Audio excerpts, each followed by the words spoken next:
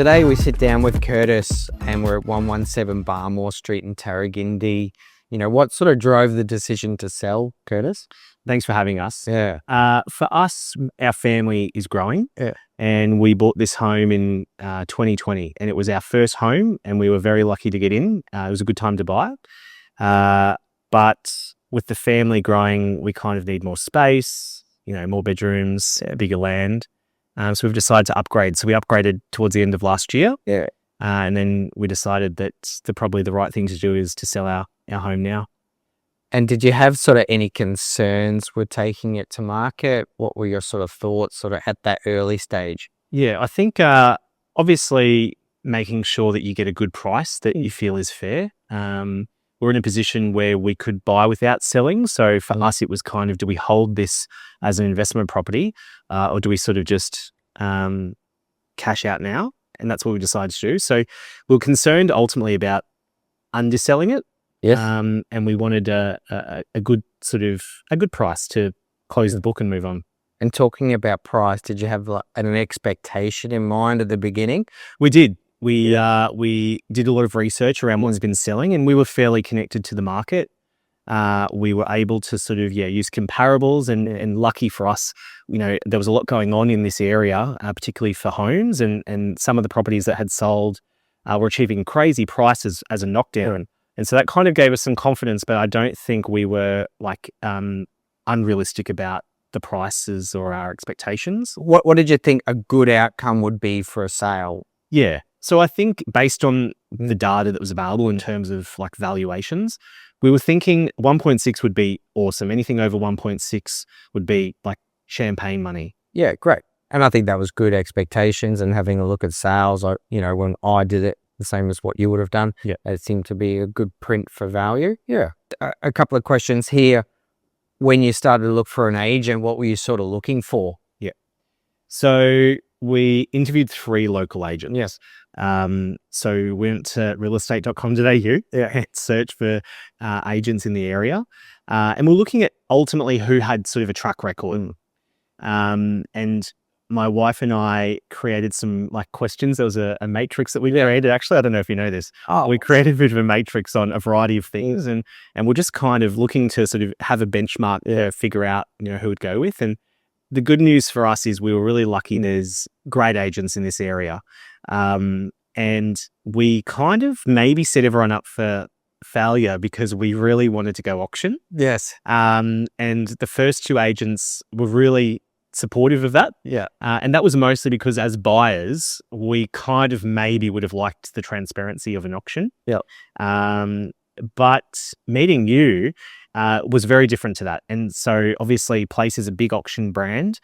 You are an auctioneer. Yeah. But you just had this strategy that was very compelling around your strategy of best offers before. Yeah. And you acknowledged our auction strategy, but you also said to us this great line I remember, which is when you're buying, you know, you might like that, but you're a seller now, and my job's to get you top dollar. That's right. Yeah. It was after that, and this was a Friday afternoon, you might remember, and then over the weekend, we're just thinking it was kind of a no-brainer choice to sort of go with you because you stood by your strategy. It was different, but you compelled us with your results and how you can help us achieve top dollar really clearly. Obviously, right now, the market is moving quickly and you don't want to lose buyers. And this is a first home buyer price point, unfortunately, or fortunately.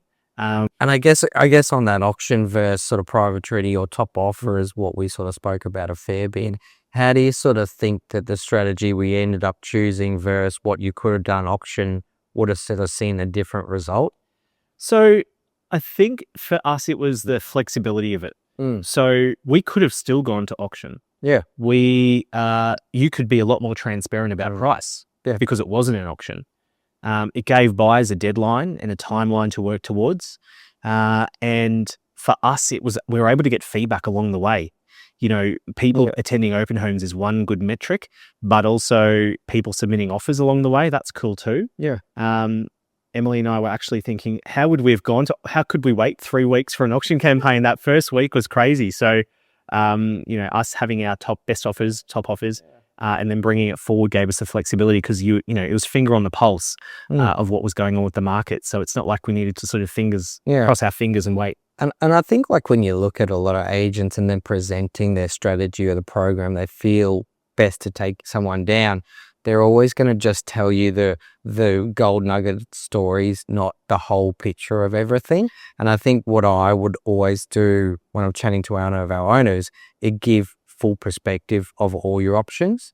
And then I guess, come back to each owner, each property individually and have the right strategy that suits situation, property, owner, and then the outcome, which I think, having a look at our program, it certainly did. We had a little bit of time. We could get it ready for market. We could do the right sort of strategy, and that then delivered, which we'll discuss in a bit, an incredible price. Totally. And I think, like you said, for every home or situation, it will vary, and every market. Yeah. But right now, I've never felt more confident this was the right strategy. Yeah. I feel like, when we've not left any money on the table and we're able to move on with confidence and, not have this sort of stress of it all. Now, can I read some numbers back to you? Because I think that was a really important one for us. So we're on the market for 9 days. Pretty quick turnaround. Auctions probably, like you said, 3 weeks. In those 9 days, we did 4 separate open homes. So that's, still doing, a huge amount of open homes, huge amount of buyers, 71 buyers inspected. We had 25,000 or just over social media views across 3 different videos.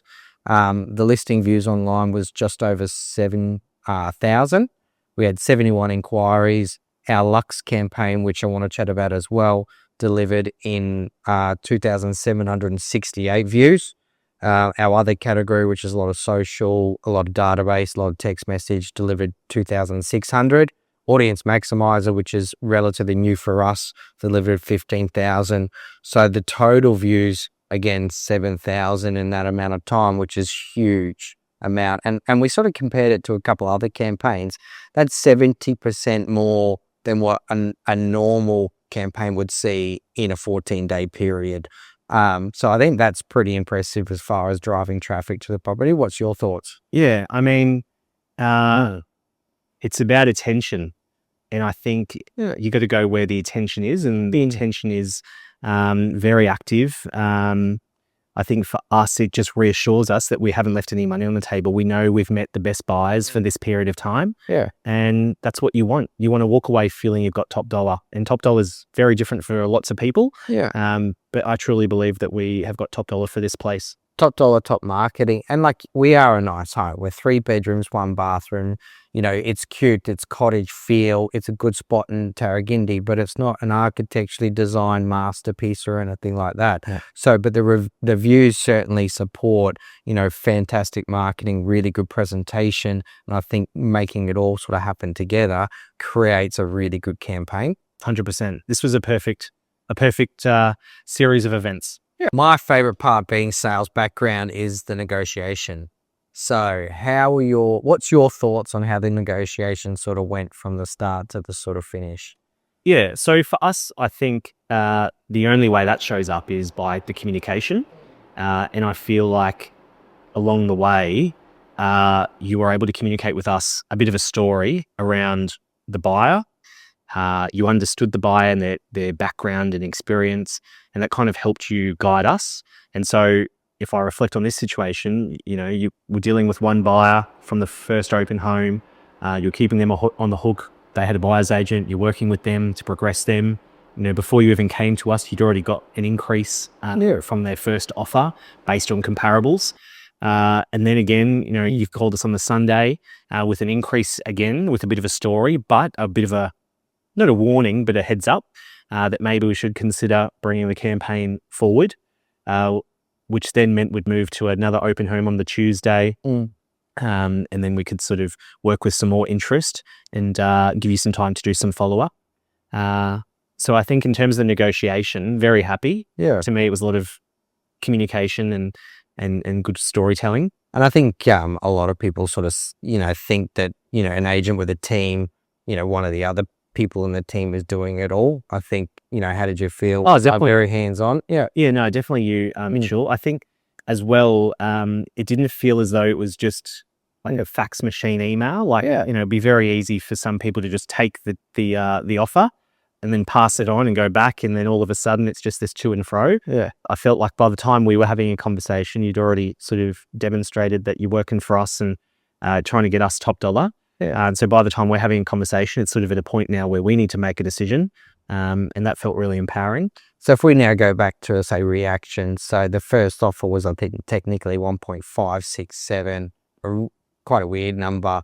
And what was your reaction to that? Well, you didn't present that to us as that. You explained the story. What we were talking about was 1.6. Yeah. And so at that point, this was our first offer from the first open home.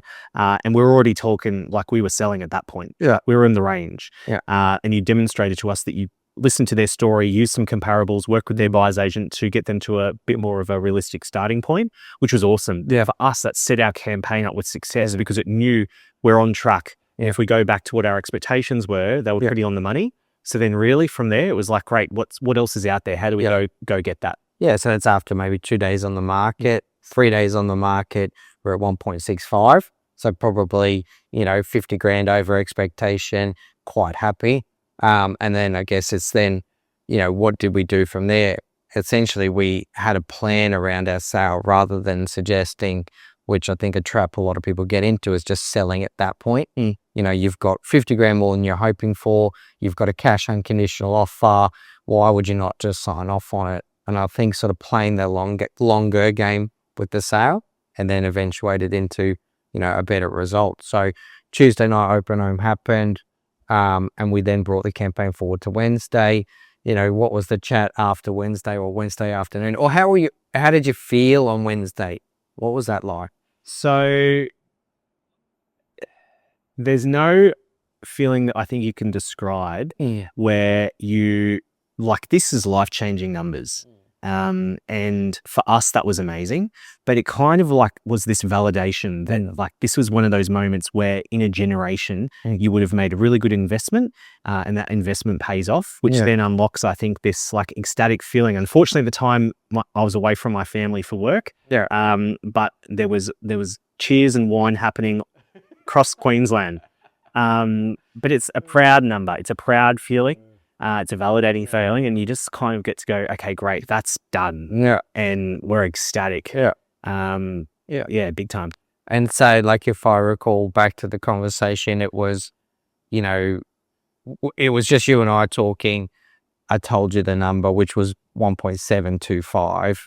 I certainly, I physically felt the pause, maybe the teardrop, and then it was, let's patch Emily into the phone. Yeah. And so then we went through it all again. I said to you, take it from the top. Done the top again. Yeah. But it didn't end there. Yeah. It didn't end there. And I think I remember vividly that you're like, okay, great, but that's not there's another buyer. Yeah. And so the first buyer dropped out because they bought another home, which was fine. And that we were aware of that with your feedback.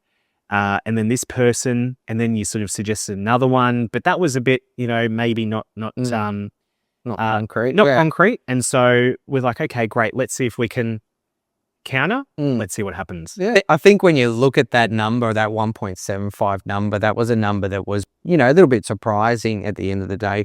But I think it's also come back to that really first meeting is whatever that highest number out there for the property is, this campaign would got it.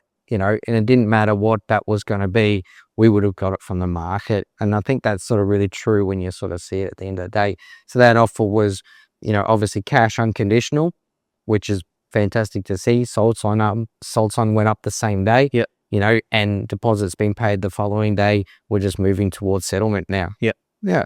I think for us as well, when you explained auction, as you said, 20% of auctions are those champagne moments. Yeah. But a lot of the time, and I believe in auction for the right property, and truly I do. But for us in this market, for this house, it meant that we were able to capitalize on the plan and the strategy to get top dollar from the best buyer. Yeah. Whereas over transparency as a buyer, sometimes, like if, as you said, if the best offer is 1.6, why would the 1.75 buyer pay the extra 100 grand? Yeah, exactly. Yeah, the auction might bring them down in price rather than pushing them further up. Yeah. I guess, Curtis, I'd ask you one last sort of question is what would you say to someone who's thinking you're out selling, Tarragindi and surrounds that are sort of at that point of potentially looking at interviewing agents? What sort of advice would you give them? Yeah, that's a good question. I think for me, it'd be very much looking at someone that's achieving good results and has a good track record. Yeah.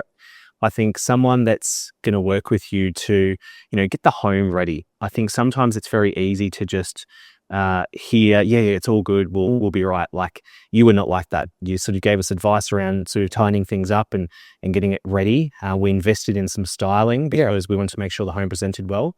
Like the strategy wasn't just top offers. The strategy was there's a whole lead up that we need to do. There's a whole, way that we present the home, the way you're going to price the property and the way you're going to speak to buyers. So if I'm a vendor in Tarragindi or anywhere looking at agents, I'd be looking at and asking questions around what's the best strategy for their home, what's the results they've had, what does their marketing look like, and what are the options? Because I think there's a lot of things you can do to maximize eyeballs and views. But you kind of need to go where the audience is, as I said, and where the attention is. And then leading on to just one more question, I guess, what were the sort of 3 big reasons why you sort of went with myself, Place, Woolloongabba and my sales team? I wanted to, this could sound a little bit corny. I wanted to make sure my home is presented the way I feel it is. I want to be proud of the way the listing appeared online. And I believe Place is a great brand. We're very lucky in this area. We've got loads of great options. But for me, in this market where I am, Place is definitely, I think, the premium brand. I wanted the marketing to be top notch. But I just also wanted to feel like we were dealing with a normal person that was relatable, honest, that could give us the truth, but it would also have our back. And I truly feel like you did. And yeah, I felt like we're in great hands. Yeah. Awesome. That's great. Thanks for entrusting us with the sale of the home, Curtis. It's a beautiful property and you and Emily, fantastic owners to work with. And I think what we did achieve was, a price that was in excess of your expectation, allowing that extra money to be able to be spent on, improving life or improving the property that you've got there, that you've moved to. It makes us very happy and fulfilled inside that we're able to help you through the process out the other end. And then, everyone's smiling, happy. Buyers ecstatic that they've purchased your home. You're ecstatic that you've sort of sold the home and everyone can then move on to their next sort of journey. So thanks again. 100% easy. Yeah.